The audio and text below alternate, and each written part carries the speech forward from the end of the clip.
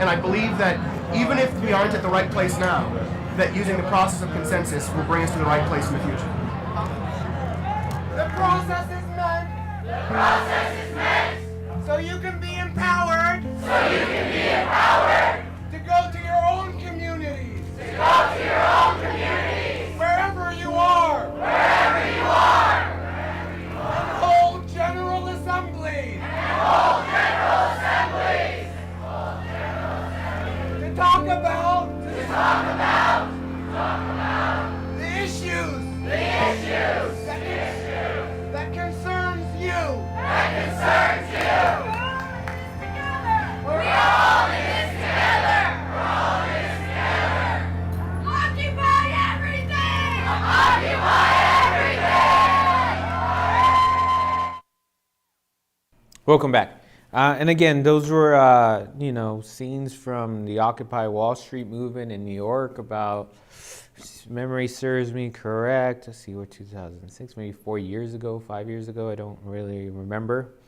But anyhow, one thing the group across the country, this movement tried to, and where everybody was equal.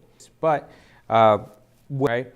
However, let's talk about another term, the liberal democracy. You often hear this, the United States referred to as a liberal democracy. Again, whenever we hear the term liberal, now, and this is why, most mainstream media, or whenever we talk about our political two-party system in the United States, it can be a little misleading when you hear the term liberal. Liberal, in terms of economic order, in terms of government, refers to the free market, okay?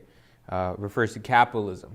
So the liberal democracy is a system that incorporates, again, a system of democracy based on either parliamentary institutions coupled with free market systems in areas of economic production. So even though we don't have a parliament, we use a parliamentary system. We have different branches of government. And we, our economy is a capitalist economy, okay? And that's what we mean by the liberal democracy. Whenever you hear the term liberal in the economic sense, libre as in free, the free market. So, this whole like conservative and liberal kind of dialogue, in politics can be misleading. So I do always want to clear it up, because, it's kind of a distortion of how we use the terms and, in academic discussions, especially in terms of economics. And it can be a little misleading sometimes, if you haven't been exposed to these terms before.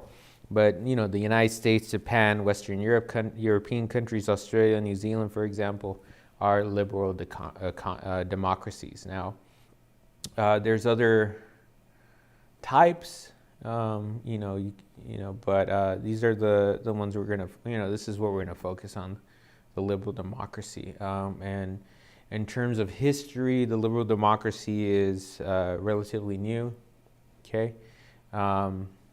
Replaced,